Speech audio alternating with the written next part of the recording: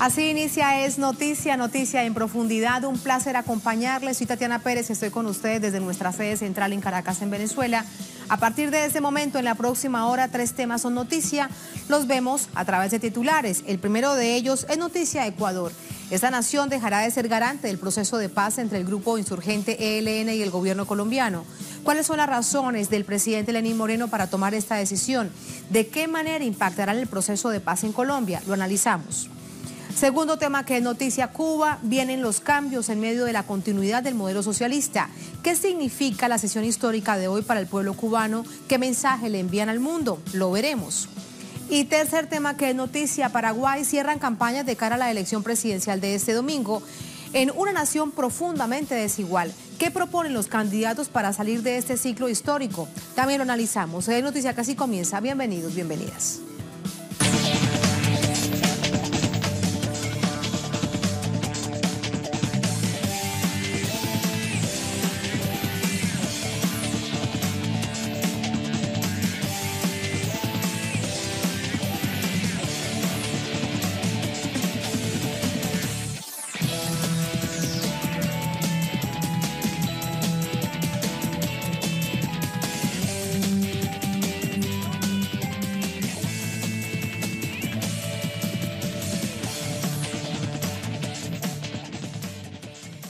En noticia Ecuador, su gobierno no acogerá más la negociación de paz entre ELN y el gobierno Santos. También dejará de ser garante del proceso. Así lo anunció esta jornada el presidente de Ecuador, Lenín Moreno, en medio de una conversación a un medio de comunicación colombiano. ¿Cuáles son las razones? Lo vemos. Este miércoles, en una entrevista con Noticias RCN, el presidente ecuatoriano anunció que su país no será más garante del proceso de paz que se adelanta en Quito entre el gobierno de Juan Manuel Santos y la guerrilla del Ejército de Liberación Nacional. He solicitado a la canciller del Ecuador que frene esas conversaciones y que frene nuestra condición de garante de ese proceso de paz, mientras el ELN no se comprometa a dejar de cumplir esas actividades terroristas. El mandatario aseveró que la medida fue tomada a raíz de una reunión entre las cancilleres de Ecuador, María Fernanda Espinosa, y de Colombia, María Ángela Holguín, en la que se debatió la cuestión de la seguridad entre las naciones. El anuncio se da en medio de la profundización de la inseguridad en la zona fronteriza binacional debido a la presencia de grupos armados. El último hecho se registró este martes con el secuestro de 2 ciudadanos ecuatorianos. Se trata de Óscar Efrén Villasís Gómez y Katy Vanessa Velasco Pinargot. A esto se suma el asesinato del equipo periodístico del diario El Comercio y varios ataques con explosivos contra la fuerza pública ecuatoriana. Uno de ellos ocasionó la muerte de 4 uniformados. La fase pública de la mesa de negociaciones entre el gobierno colombiano y el ELN comenzó en octubre de 2016. A la fecha transcurre el 5º ciclo de conversaciones. Uno de los avances más significativos de los diálogos ha sido el cese bilateral de 101 días pactado el año pasado previo a la visita del Papa Francisco. Además de Ecuador, Brasil, Chile, Cuba, Noruega y Venezuela son países garantes. La víspera, el presidente Lenín Moreno sostuvo un encuentro en Carondelet con embajadores de 6 países, entre ellos México, España y Estados Unidos. Según el mandatario ecuatoriano, la cita tuvo como objetivo coordinar el apoyo que brindarán estos gobiernos en la lucha contra el crimen organizado. Esta es la situación en Ecuador, la decisión del presidente Lenín Moreno. ¿Cuáles son las reacciones desde Colombia? De esto le preguntamos a nuestro corresponsal en Bogotá, José Manuel Jiménez. José, buenas noches, adelante. Tatiana, televidentes, buenas noches. Efectivamente, fue una sorpresa la decisión tomada por el presidente Lenín Moreno, el presidente de Ecuador, de no ser parte más de las conversaciones entre el gobierno colombiano y la guerrilla del ELN en la ciudad de Quito, dejar de ser garante y que Ecuador deje de ser la sede de estos diálogos. Hace algunos minutos el gobierno colombiano, a través de la canciller María Ángela Holguín, dio las primeras declaraciones sobre el tema. Agradeció al presidente Lenín Moreno y al pueblo ecuatoriano su disposición desde febrero de 2017 en acoger estos diálogos en la ciudad de Quito. también dijo que el presidente Santos entendía la decisión que tomaba el presidente Lenín Moreno y también aseguró la canciller María Ángela Holguín que desde el comienzo se había pactado entre las partes que las negociaciones se harían en diferentes países de forma itinerante.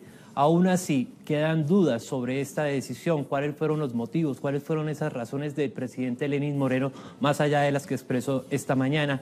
Y precisamente las organizaciones sociales y algunos líderes políticos han hablado del tema. Escuchemos a continuación estas dudas y que presentaron los diferentes líderes sociales. Bueno, yo deploro esta decisión que ha tomado hoy el presidente Lenín Moreno. Ecuador ha cumplido un papel sin lugar a dudas preponderante en avanzar en los diálogos con el Ejército de Liberación Nacional, tanto en la fase exploratoria como ahora en la fase pública. Es una decisión triste porque significa que hay un cambio de visión del gobierno de Ecuador sobre los problemas de Colombia, pero creo que no es un problema insubsanable. Hay otros países que han contribuido también a la paz en Colombia, como por ejemplo Cuba, Venezuela, Noruega, por supuesto, Brasil, Chile, que también han abierto sus puertas a estos diálogos. Creo que este es un problema que se crea, pero que rápidamente va a ser subsanado por parte del gobierno y del ELN. Esto le genera una crisis adicional a la mesa, con la que no contaba la mesa, y están tratando de salir de una crisis anterior, una crisis que vino con el levantamiento del cese bilateral al fuego, pues desde luego que es un flaco favor al proceso de paz y no sabemos qué repercusiones pueda tener para la mesa. Esperamos que las partes se mantengan en la mesa a pesar de esta decisión tan nefasta del presidente de Ecuador. Desde luego agradeciendo como país y como campaña Paz Completa todos los esfuerzos de Ecuador, toda la bienvenida y toda digamos, la disposición que como país anfitrión ha tenido con la mesa de Quito, pero preocupante con esta nueva decisión. Desde luego que tenemos que manifestar nuestra distancia, decisión que toma el presidente Lenín. Pero también estaba previsto que terminado este quinto ciclo, la mesa se trasladaría a otra sede, a otro país, como está previsto en el pacto. Entonces, tal vez eso tenga un poco que ver, pero entendemos que también puede haber una tensión diplomática por parte del gobierno ecuatoriano con el gobierno colombiano en razón de lo que está aconteciendo en la frontera, pero como sociedad creeríamos y esperamos que esta situación no vaya a afectar la buena salud de la que goza la Mesa de Quito, es decir, el trabajo armónico y el buen ambiente que están viviendo las dos delegaciones, tanto la del Gobierno Nacional con la delegación del ELN, donde están trabajando aceleradamente los temas o las subcomisiones de participación y la subcomisión humanitaria y de cese bilateral.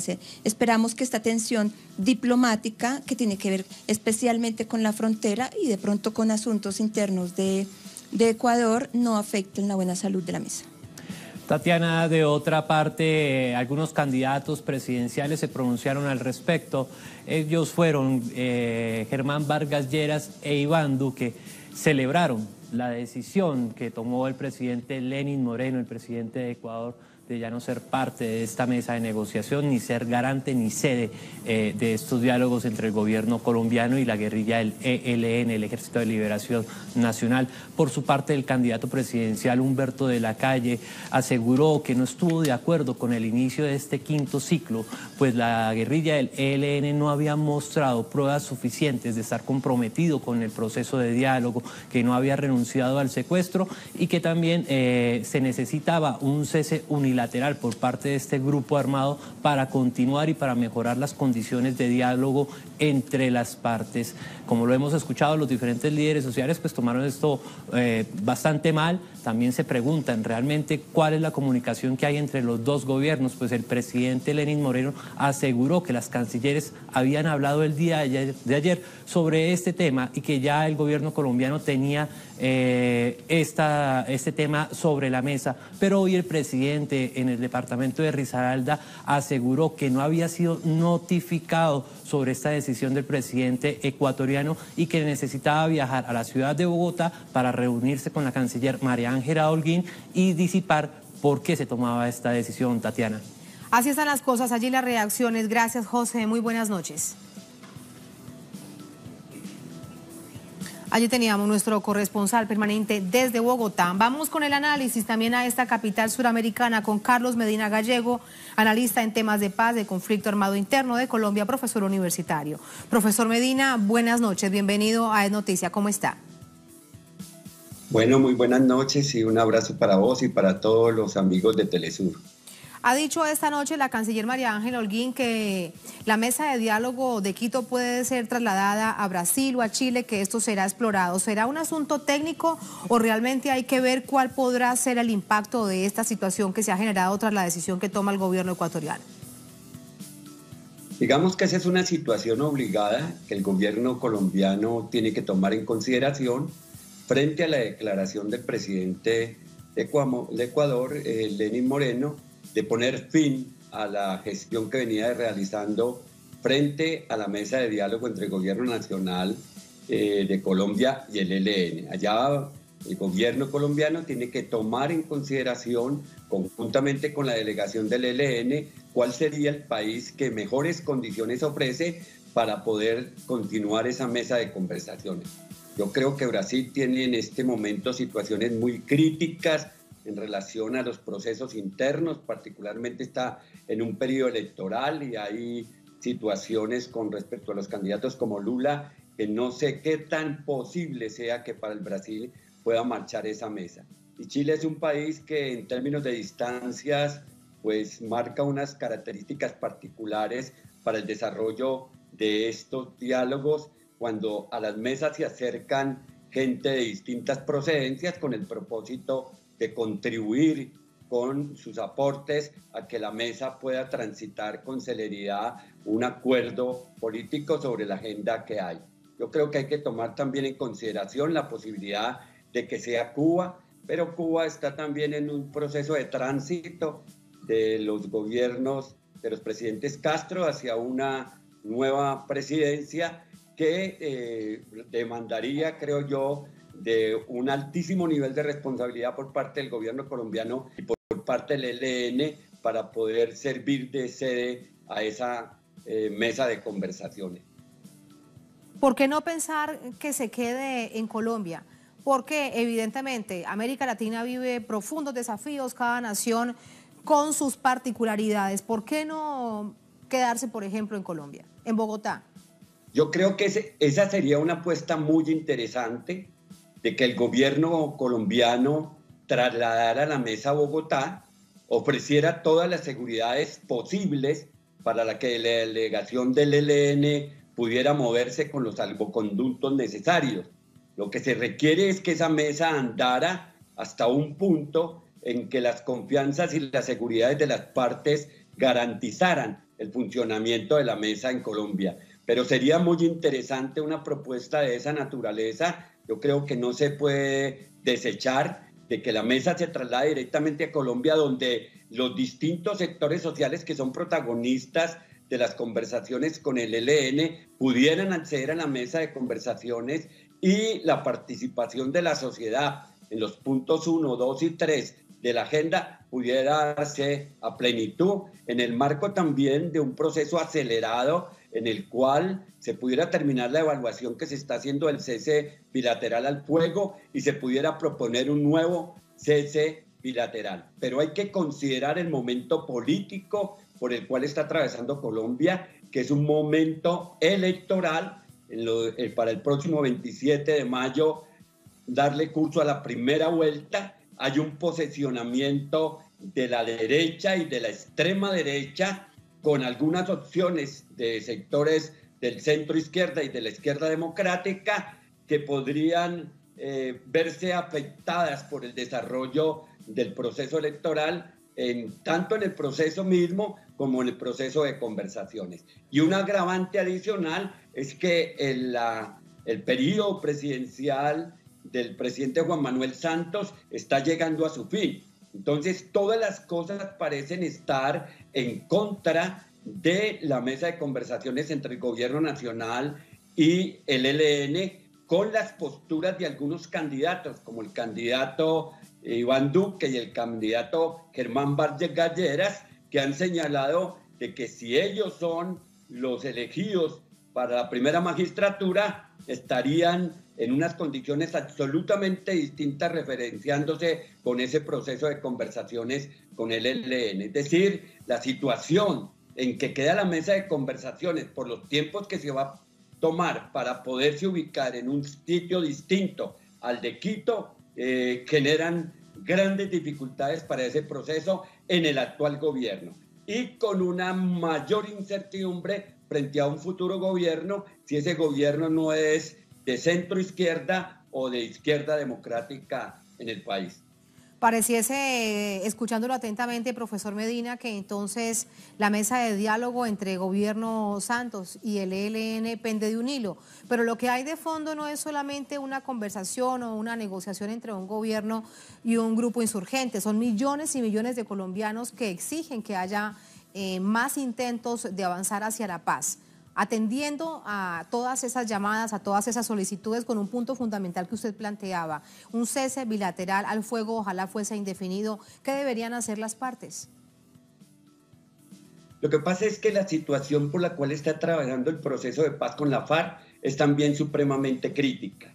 Al gobierno se le desbordó el conflicto en términos de las disidencias de la FARC y se transfronterizó ese conflicto hasta llevarlo al Ecuador. Eso no había sido previsto en términos de la atención que se debían dar a los territorios donde la FARC iba a dejar de tener presencia armada y debía haber presencia del Estado. Estos conflictos, unidos al conflicto del narcotráfico, generan una situación realmente complicada para los dos países y con otro país vecino en términos de frontera, como es Venezuela, donde las relaciones se han venido erosionando a través de los meses por las propias dinámicas con que el gobierno colombiano ha manejado las relaciones diplomáticas con Venezuela y las relaciones de los medios de comunicación con el proceso venezolano. Entonces, la situación de frontera es una situación complicada en el marco de un conflicto que lejos de desescalarse se ha comenzado a reciclar en distintas partes del territorio y eso genera serias dificultades para poder avanzar en el camino de la consolidación de la paz. Existe una voluntad de los sectores sociales, existe una auténtica voluntad de los actores sociales para apoyar un proceso de paz, pero sectores de las élites económicas y de las élites políticas están torpedeando ese proceso de paz y ellos saludan incidentes como el que acaba de presentarse en Quito, donde el presidente Lenin da por terminada el acompañamiento a la mesa de conversaciones entre el gobierno nacional y el ELN. Estamos en términos del ser colombianos, en situaciones que ya se vivieron y que se imaginaban los millones y millones que anhelan la paz, que no volverían a suceder y realmente se está reeditando. Qué situación tan compleja, profesor Medina, muchas gracias. Muchas gracias a vos y a todos la audiencia de Telesur. Muchas gracias. Pues ahí teníamos, ese es el análisis de un experto en el conflicto. Hay muchas más aristas por discutir, pero en esencia esa es la preocupación. ¿Qué pasará? ¿Pende o no de un hilo la mesa de negociación? No importa el punto geográfico en sí mismo, entre el gobierno Santos, que está a punto de salir, hay elecciones presidenciales, primera vuelta el próximo 27 de mayo, y la guerrilla del Ejército de Liberación Nacional. Vamos a recapitular brevemente lo que decía la canciller hace minutos, María Ángela Holguín, lo tenemos en la mesa. Colombia buscará otros países para hacer sede de diálogo con el ELN, lo dijo esta noche la canciller. María Ángela Holguín anunció que iniciarán contactos con otros países para que sean sede de la conversación entre Colombia y ELN. Holguín indicó que antes de elegir a Ecuador como sede de la quinta fase de los diálogos con el ELN, estaba planteada la posibilidad de realizar en distintos países. Señaló que el presidente colombiano entendía que su homólogo ecuatoriano Moreno se retirara de la mediación con el ELN. En ese sentido, recordó el asesinato de los periodistas ecuatorianos y el secuestro de una pareja en la frontera con Ecuador. Destacó que la nación suramericana durante décadas ha entendido que no hay que ceder a los chantajes de los terroristas, por lo que mantienen fuerte su compromiso con el gobierno ecuatoriano para que se haga justicia. Es lo que dijo esta noche la canciller de Colombia, María Ángela Holguín. Bien, así nos vamos a la primera pausa en esta emisión de Es Noticia.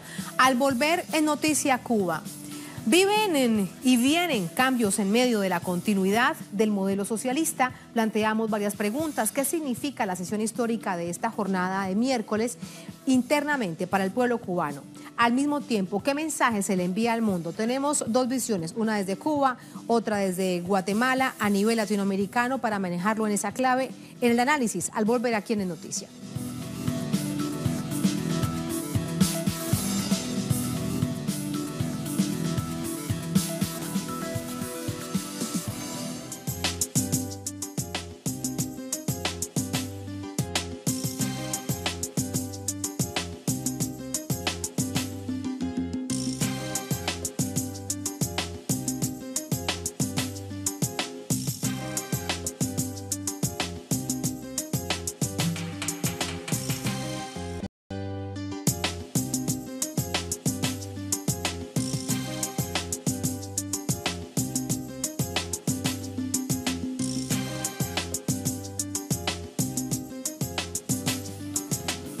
En Noticia Cuba, este miércoles se celebró la primera de dos jornadas de sesión constitutiva de la Asamblea Nacional, en la que será renovada la más alta autoridad de acuerdo con la Constitución del país caribeño. Para ello, decide combinar figuras históricas con nuevos liderazgos entre sus líderes. Aquí los detalles.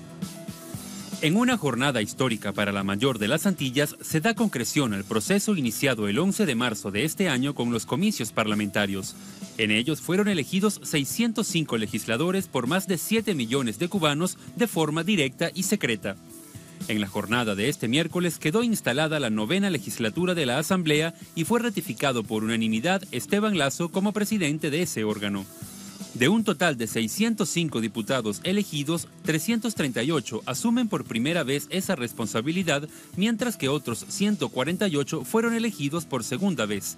La nueva Asamblea Nacional quedó constituida por un 53% de mujeres, 40% de negros y mestizos, 13% de menores de 35 años y el promedio de edad quedó en 49 años. Este jueves serán proclamados los 31 miembros del Consejo de Estado, así como su presidente, quien será además el jefe de Estado y de Gobierno. Para esta responsabilidad fue propuesto Miguel Díaz-Canel Bermúdez. De acuerdo con la Constitución cubana, la elección del Consejo de Estado y sus dirigentes queda en manos de la Comisión de Candidaturas de la Asamblea Nacional. Esta elección marca una nueva etapa en la política de Cuba, nación que ha hecho grandes aportes a la integración latinoamericana gracias a su política de solidaridad internacional, especialmente en las áreas de salud y educación.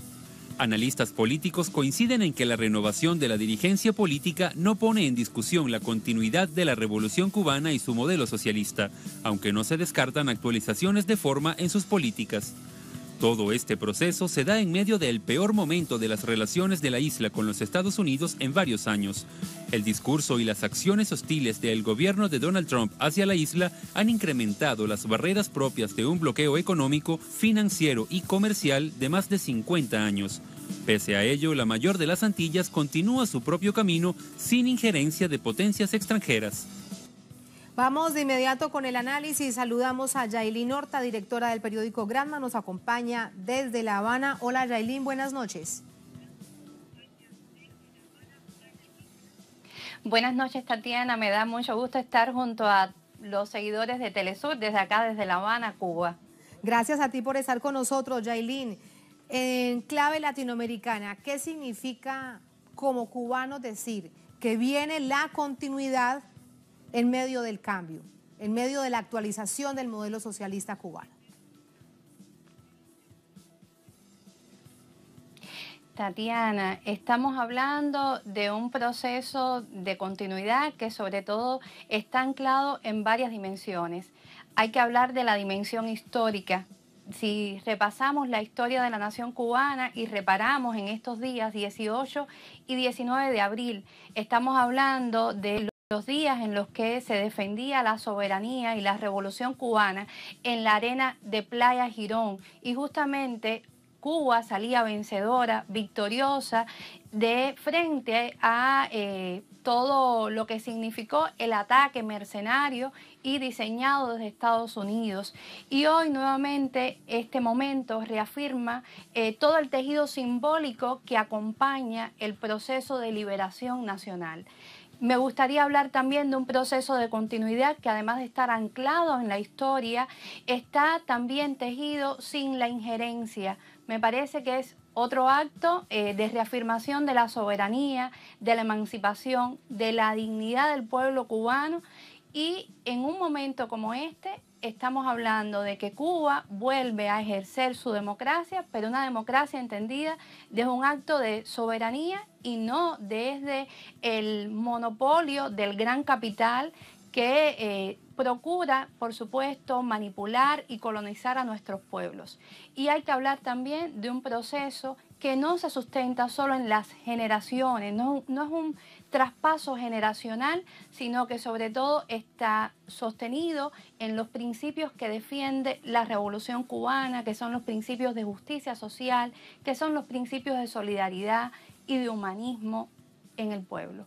Yailin, vamos a sumar a ese análisis a Sandino Asturias, analista internacional, coordinador del Centro de Estudios de Guatemala, que hace monitoreo y seguimiento a temas de seguridad, justicia, derechos humanos en la región. Hola Sandino, buenas noches.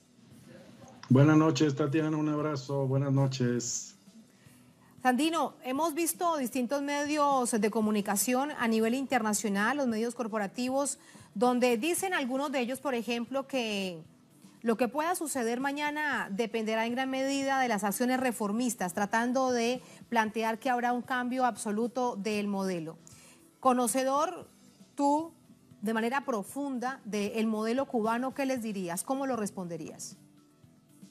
Bueno, que siempre confunde el imperio, sus lacayos y los medios de comunicación, siempre confunden lo que soñarían o lo que quisieran con la realidad. Cuba es una revolución consolidada, sólida, una revolución que ha demostrado permanentemente una evolución, una profundización democrática, una unidad nacional, y ahora vamos a ver una transformación en el liderazgo donde hay una clarísima continuidad del proyecto revolucionario y socialista con una generación que va a ser, en la que se hará cargo, una nueva generación nacida en la revolución. Es la combinación entre la historia, los que hicieron la revolución, con los que son producto de esa revolución. Y esta es una clave fundamental para no equivocarse ni tener falsas expectativas. La revolución está consolidada, la revolución está profundizada, la revolución tiene en esta nueva dirección y en esta nueva conducción la garantía de que seguirán los principios que han sustentado esta revolución por más de 60 años. Yailin, desde la misma perspectiva de la Constitución de la Asamblea Nacional, vimos jóvenes, incluso varios colegas cubanos con los que hemos hablado, dicen realmente se nota que hay todo esto que se ha dicho, que se ha propuesto a través de las normas, que hayan renovación en cuanto a figuras, a rostros, a pensamientos. ¿Cómo podríamos entender esa geografía política dentro de la Asamblea Nacional a partir de hoy? Estamos hablando, Tatiana, de una asamblea del pueblo, por el pueblo y para el pueblo, nacida de sus esencias. Los que estamos ahí sentados en el Parlamento no somos el resultado ni de una carrera política diseñada o financiada desde el exterior o intencionada para ocupar ese escaño. Estamos hablando de personas entregadas y que son el resultado de un proceso que, como bien decía el experto, estamos hablando también del capital que ha formado este país en los últimos 60 años, que es su gente, que es con su altura moral, con su altura ética, y también entendiendo que la revolución es un proceso de amor porque implica infinita entrega, una infinita noble y valerosa que ha de durar toda la vida, como decía también José Martí en sus esencias. Estamos hablando de un parlamento que se funde en su 9ª legislatura, se crea en medio de un contexto internacional muy adverso, de constantes polarizaciones y también de un escenario de confrontación entre el panamericanismo y el latinoamericanismo, y Cuba sigue marcando la vanguardia en lo que significa con sus nuevas generaciones, en lo que significa seguir apostando por un proceso de liberación desde el ejercicio de la soberanía, de la autodeterminación y también de su democracia, y lo hace defendiéndolo desde su autenticidad, desde sus lógicas estructuradas y defendidas por la revolución, y que son también el resultado de los últimos 150 años de un proceso de construcción de la unidad nacional. Este año se cumplen los 150 años del comienzo de las guerras de independencia, que es un proceso que se ha tejido de manera única y que no ha tenido rupturas.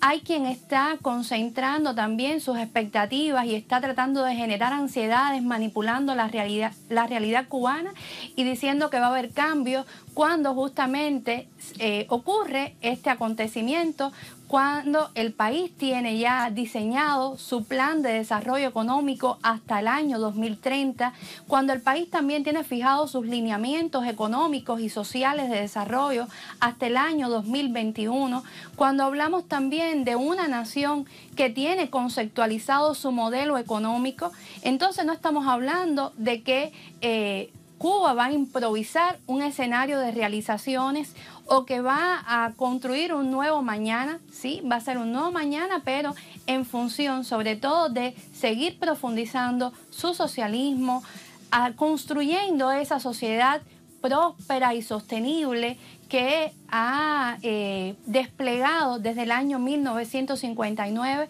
y estamos hablando de un proceso que no tiene ruptura, que no genera fracturas.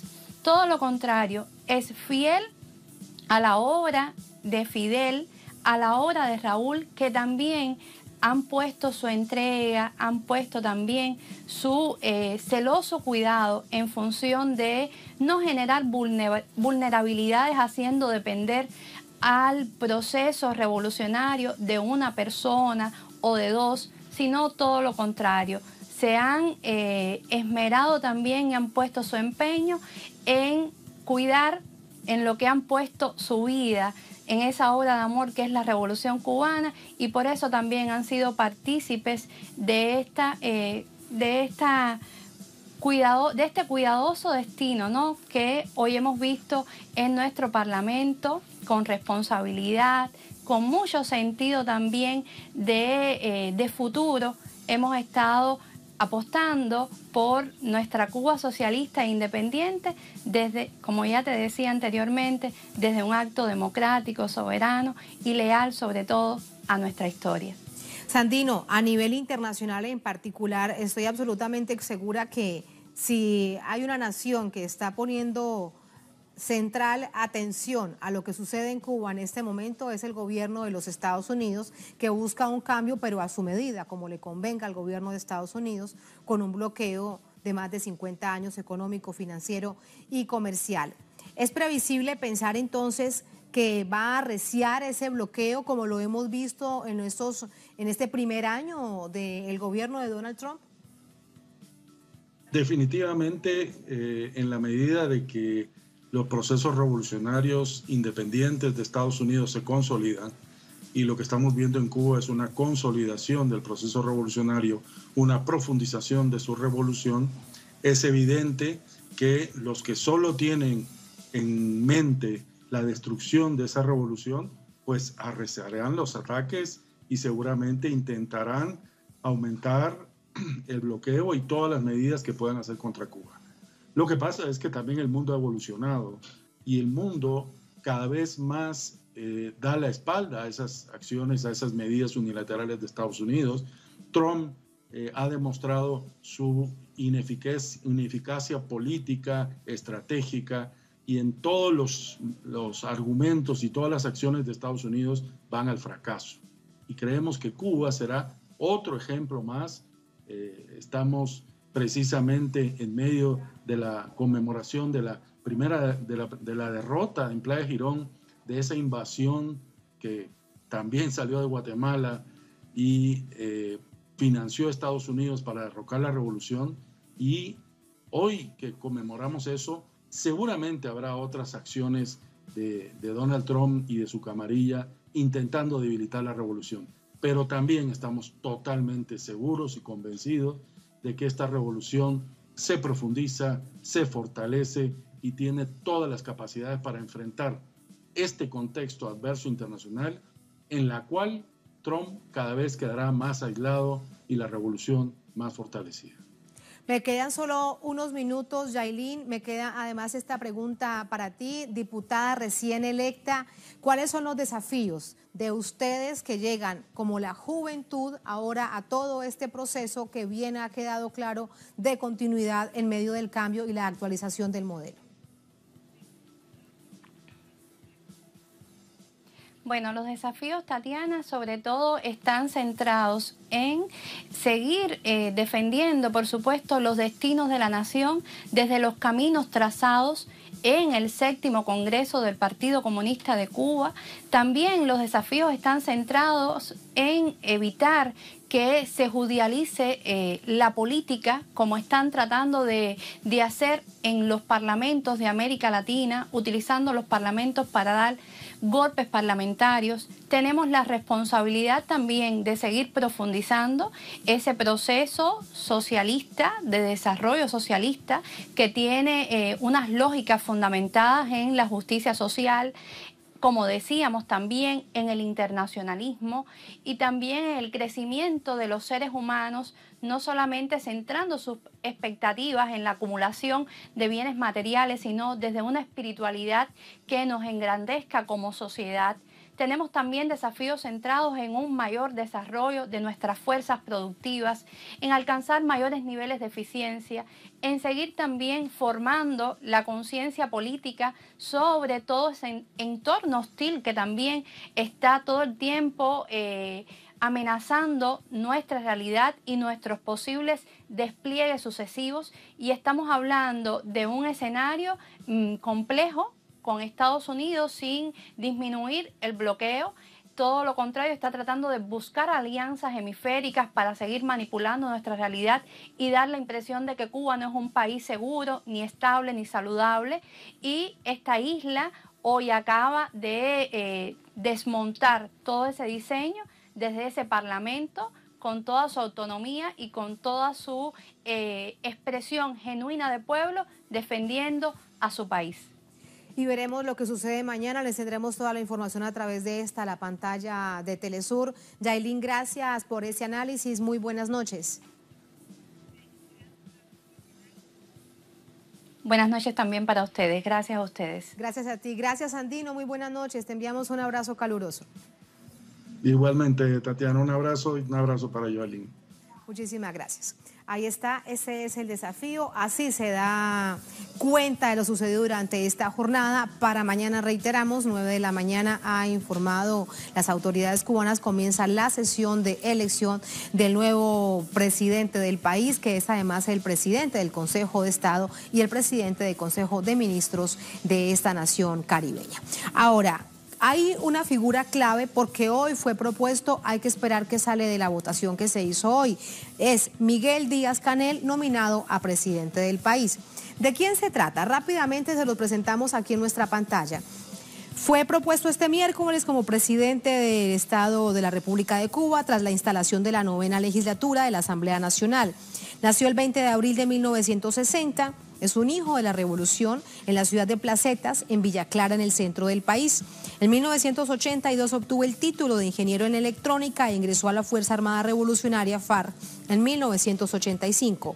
Fue profesor en la Universidad Central de Las Villas, formó parte de la dirección de la Unión de Jóvenes Comunistas, organización política de la juventud del país. Muchos otros cargos que los hemos referenciado. Un año después, estamos hablando de lo que sucedía en 2012, el 24 de febrero, fue nombrado vicepresidente de los Consejos de Estado y de Ministros. En sus declaraciones ante los medios ha reiterado la importancia de defender el poder popular para impulsar el desarrollo del país. Ahí está. ¿Quién es Miguel Díaz-Canel? Lo tenemos en www.telesurtv.net. Así nos vamos a la segunda última pausa en esta emisión de Noticia. Al volver en Noticia Paraguay, cierran campañas de cara a la elección presidencial de este domingo. En una nación profundamente desigual, planteamos esta pregunta. ¿Qué proponen realmente los candidatos, asuntos de fondo, para salir de este ciclo histórico? Lo analizamos al volver aquí en Noticia.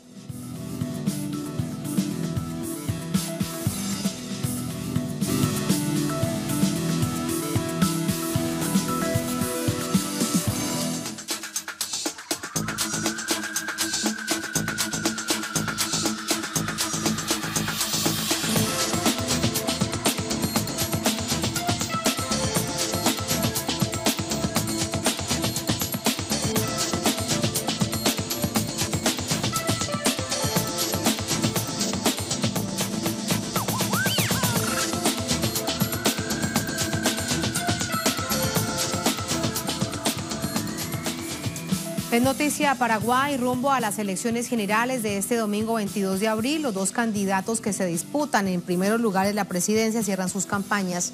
La víspera lo hizo Efraín Alegre de la Alianza Ganar. Este miércoles el turno es para el oficialista Mario Abdo Benítez, conocido como Marito. Vamos a conocer quiénes son esos candidatos, cómo se ven en las encuestas. Más de 4.300.000 paraguayos se preparan para elegir a sus gobernantes el próximo domingo. Para el periodo 2018-2023 se votará por el presidente y vicepresidente de la República, el Congreso con 45 senadores y 80 diputados, 18 parlamentarios del Mercosur, 17 gobernadores y los representantes para las juntas departamentales. Dos candidatos se disputan la presidencia. Por el oficialista Partido Colorado, el abanderado es Mario Abdo Benítez, mientras que la oposición irá con Efraín Alegre, apoyado por la Alianza Ganar, coalición conformada por el Partido Liberal Radical Auténtico y el Frente Guazú. Las encuestas más recientes difieren en cuanto a quién ganará la presidencia. Los sondeos de la encuestadora internacional TGI Research muestran a Efraín Alegre con un 47.5% de intención de voto y a Mario Abdo Benítez con el 42.4%. Por su parte, la firma consultora ICA presenta otros números. Ubica a Mario Abdo Benítez con el 53.4% en intención de voto y a Efraín Alegre con el 32.8% de intención de voto. El próximo domingo, los paraguayos deberán decidir entre el continuismo o el cambio en dos versiones de país diametralmente opuestas. El pueblo tendrá la última palabra. Y el reto del próximo gobierno será reducir la profunda brecha entre unos pocos ricos y millones de pobres. Entre las promesas de los candidatos están la lucha contra la corrupción, el narcotráfico y una reforma tributaria.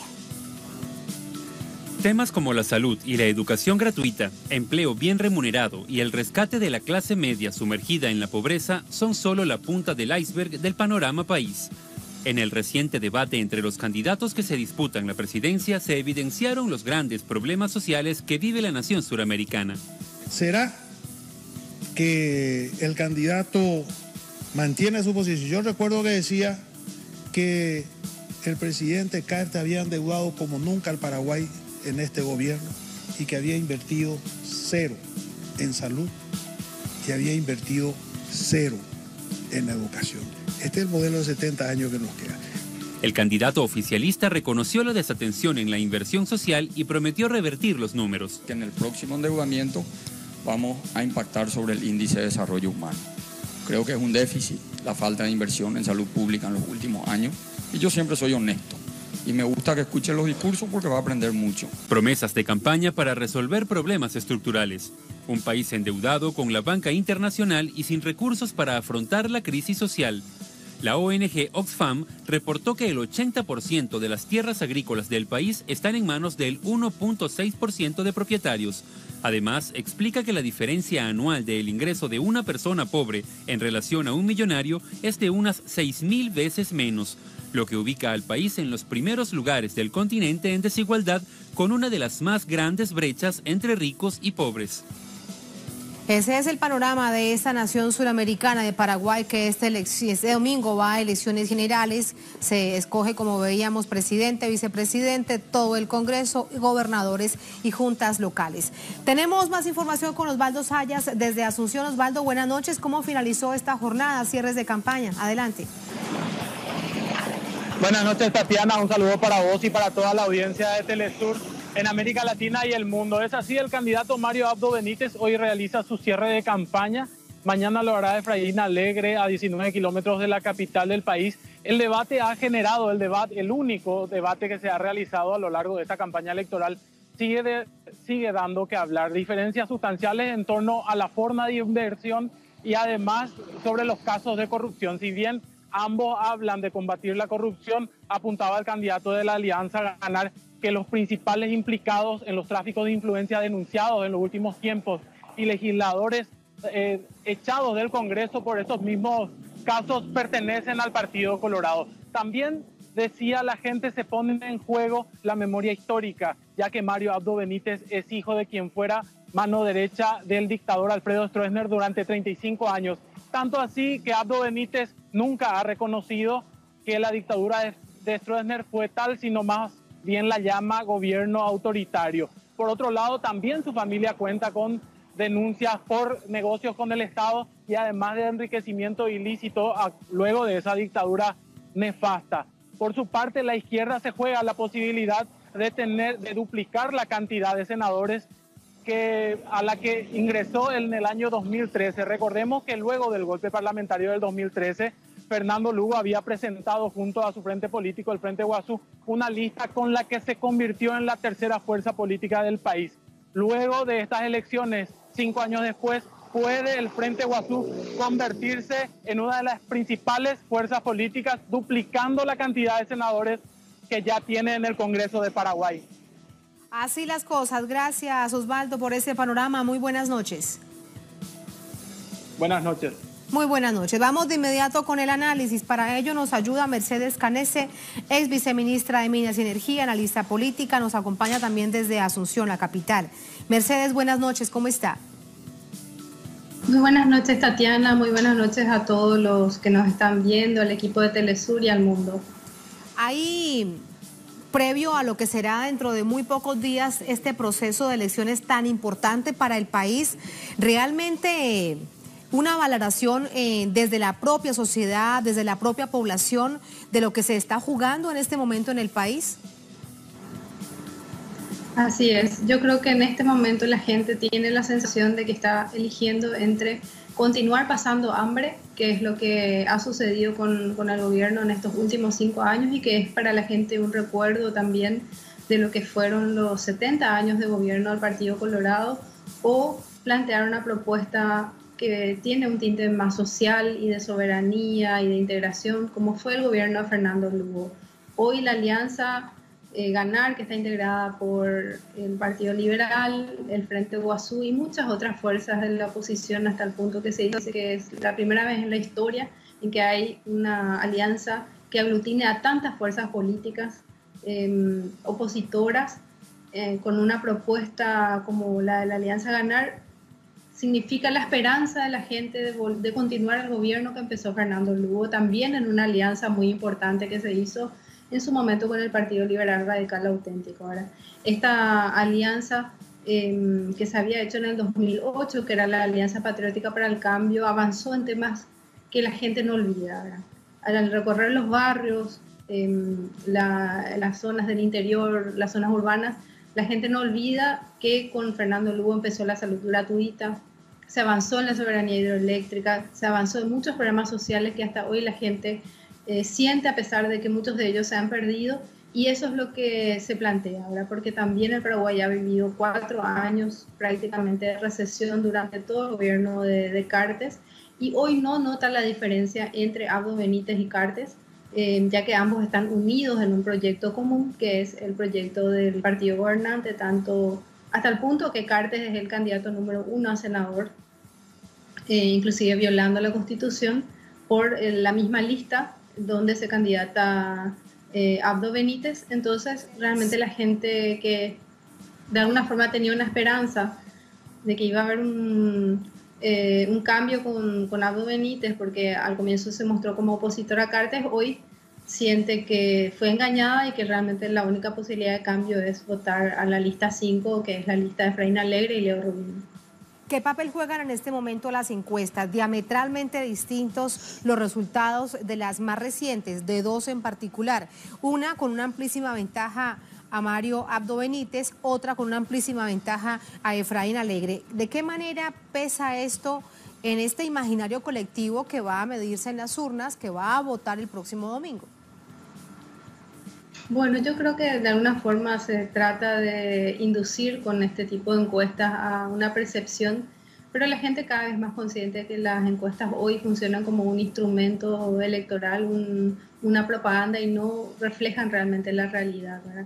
La realidad es lo que siente la gente diariamente, que es realmente un gobierno que le ha tenido muy mal y la necesidad que tiene de cambiar. Y además, inclusive a nivel mundial se ha encontrado que las encuestas no reflejan más los resultados. Ha sucedido en Estados Unidos con el triunfo de Donald Trump, ha sucedido también en Inglaterra con el Brexit. Entonces realmente hoy las encuestas no convencen a nadie, y si bien hay resultados que favorecen a la Alianza Ganar, así también hay resultados adversos. Creo que la gente ahora se está decidiendo, y eso es un punto también importante que puede hacer que las encuestas tengan tantas diferencias, que ahora recién la gente se está decidiendo. Es lo que notamos en las calles día a día, y que definitivamente no quieren más continuar con este gobierno que le ha tenido realmente con mucha hambre a la gente. Y la encuesta definitiva será este próximo domingo, 22 de abril, y usted tendrá toda la información aquí a través de la pantalla de Telesur. Muchas gracias, Mercedes, un placer, buenas noches. Buenas noches, Tatiana, un gusto estar en comunicación con ustedes, y saludos a todo el mundo. Muchísimas gracias. Gracias también a ustedes por habernos acompañado. Así ponemos punto final a esta emisión de Noticia. Cerramos nuestra pantalla tradicional. Nos quedamos en redes sociales, @noticiatelesur, @Tatiana Telesur. Hay otro hecho que fue noticia durante esta jornada. Con eso lo dejamos. Hasta mañana.